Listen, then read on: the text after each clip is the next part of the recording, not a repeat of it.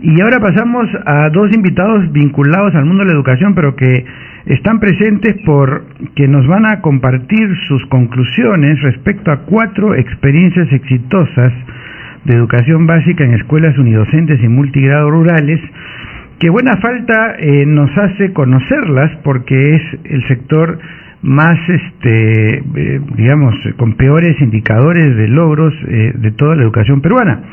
Está con nosotros Luis Guerrero, que hizo un estudio junto con Lorena Alcázar de estas experiencias. Él es consultor internacional y secretario técnico de Inversión por la Infancia.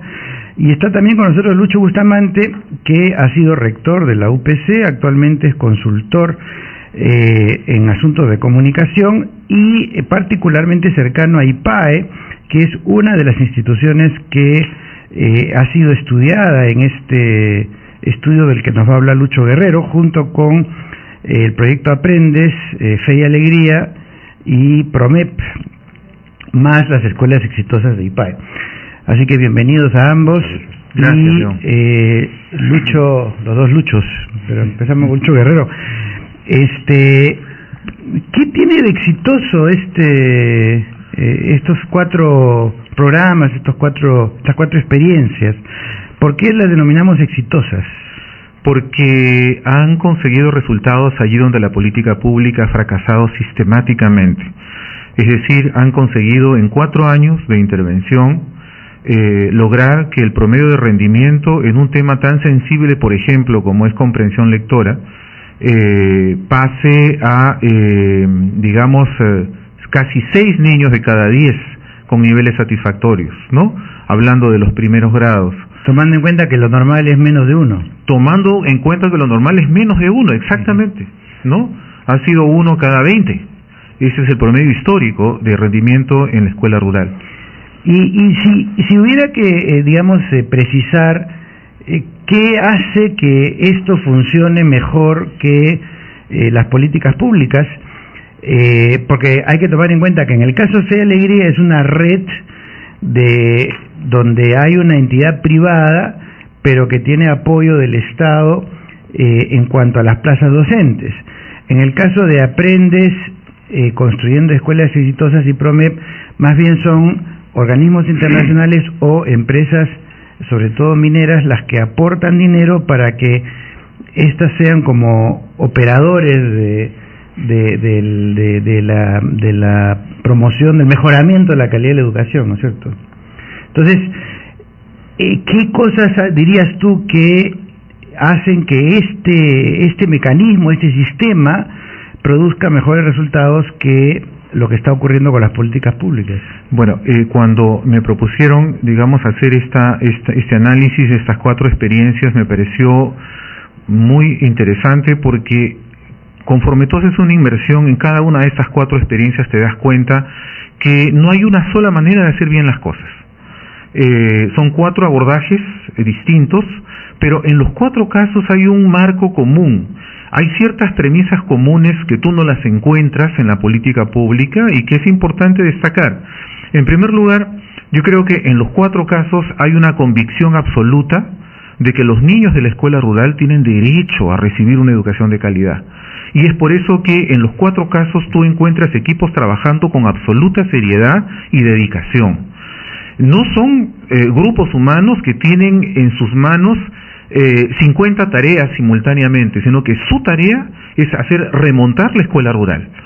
En segundo lugar, son experiencias que parten también de la certeza que las escuelas del mundo rural no son iguales que las del mundo urbano y no se pueden manejar de la misma manera. Necesitan un modelo de gestión distinto que dialogue más con la realidad, con las oportunidades que el medio les ofrece, porque no solamente hay limitaciones, sino también oportunidades y posibilidades en la vida del campo, y son además, digamos, grupos, equipos profesionales convencidos de que la pobreza no es un obstáculo para aprender bien. Vamos a continuar con el tema, vamos a regresar con la intervención de Lucho Bustamante después de esta breve pausa.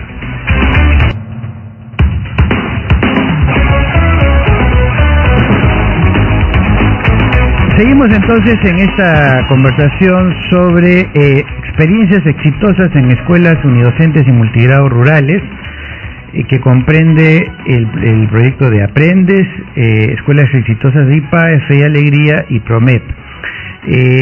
Lucho Bustamante, que es la persona que está viendo toda la divulgación de este asunto por a pedido de IPAE, en realidad, en su rol de consultor, en comunicación, pero también un entendido, por supuesto, en educación. Me gustaría preguntarte sobre la replicabilidad de estos modelos, porque muchas veces hay experiencias exitosas en pequeña escala, pero ni bien las quieres hacer más grandes, se diluyen, se pierden, los personajes que han sido claves para el desarrollo pues ya no se dan abasto. ¿Cómo ves tú, por ejemplo, en el caso de IPAE y las escuelas exitosas, que empezaron siendo, me parece, 10 o 20, ahora son centenares, ¿no es cierto? Sí, son... hay una replicabilidad muy alta. 466 escuelas en 11 regiones del interior del país, ¿no? Bueno, vamos a ver, yo creo que el tema de la replicabilidad, León, es un tema absolutamente central en el estudio que se ha desarrollado y que ha estado a cargo precisamente de Luis Guerrero y de Lorena Alcázar, porque aparte de constatar unas buenas noticias en el campo de la educación rural, lo que importa es ver en qué medida estas buenas noticias pueden propagarse y extenderse en el tiempo. Y uno de los hallazgos del estudio ha sido precisamente encontrar que, en efecto, esas experiencias no son únicas, no quedan aisladas al episodio de cada una de ellas, sino que son perfectamente repetibles en el tiempo en el campo de la educación rural pública en el Perú. Y además, ya Lucho lo podré explicar más adelante, se ha constatado que el impacto económico de la replicabilidad de estas experiencias no es algo que esté fuera del alcance del presupuesto público. Creo que hay que destacar varias cosas que me parecen muy importantes, ¿no? En estas 4 experiencias exitosas hay una serie de factores que se repiten. Lucho los puede explicar en su momento, y de hecho en el estudio está muy claramente explicado. Yo quisiera referirme tan solo a 2 de ellas, ¿no? En primer lugar, cómo se ha liberado el espíritu creativo de la gente a partir de invitarlos a innovar. Es decir, la innovación es sin duda una forma de encontrar solución a los problemas. Una de las tentaciones que tenemos es repetir mecánicamente la rutina, y esto es muy fuerte en el campo de la educación pública. Sin embargo, también dentro de la educación pública hay un espacio para la innovación, y hay un espacio, si se quiere, para una iniciativa privada que da lugar a esa innovación. Y en segundo lugar, también hay que destacarlo, el concurso que prestan entidades que se han comprometido con el tema educativo. Y aquí están tanto entidades de cooperación internacional, como es el caso de la Agencia de los Estados Unidos para el Desarrollo Internacional, USAID Perú, o como el caso de la Agencia Canadiense para el Desarrollo Internacional. Pero también hay ejemplos locales, como es el caso de Fe y Alegría y el caso de IPAE. IPAE, pues, son empresarios que quieren jugar su compromiso más allá de sus propios intereses, y que han asumido la educación como un tema vital para el desarrollo del país.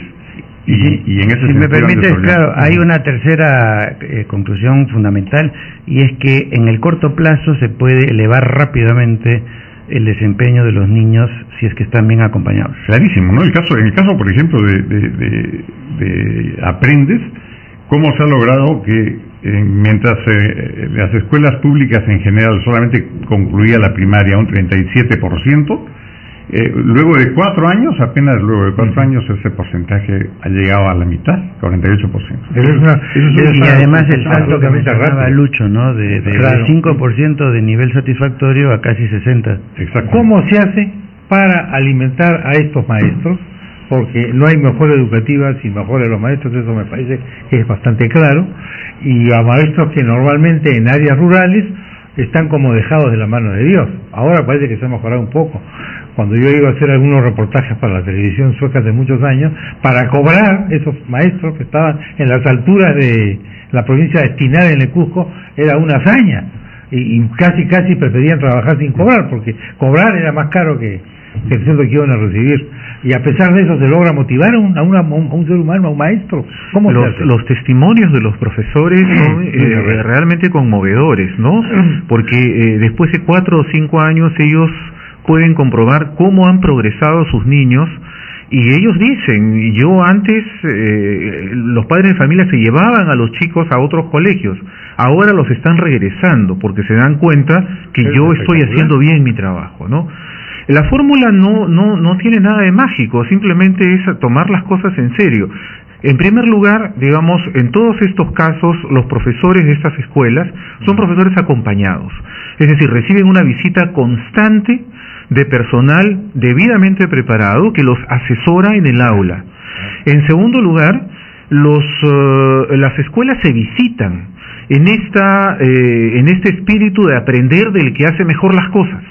Entonces, en los 4 casos se producen esto que se llaman pasantías, es decir, vamos a visitar a las escuelas donde hay prácticas, se pueden enseñarnos cosas a nosotros. En tercer lugar, todos tienen centros de recursos a disposición, donde tienen material didáctico, material bibliográfico, herramientas a plena disposición de los profesores, incluso con servicio de delivery. En cuarto lugar, las escuelas funcionan en red, es decir, hay la sana costumbre de reunirse continuamente entre todo el personal docente de las escuelas más próximas. Entonces, se genera una red de colaboración mutua que es muy importante. Tenemos que llegar hasta aquí, lamentablemente el tiempo nos ha ganado. Lucho Bustamante y Lucho Guerrero han sido ustedes muy amables. Gracias por haber estado con nosotros. Entonces sí se puede hacer. Tampoco es que eso requiere una inversión tan millonaria, sino que con recursos bien administrados estamos viendo ejemplos concretos que además se pueden cuantificar.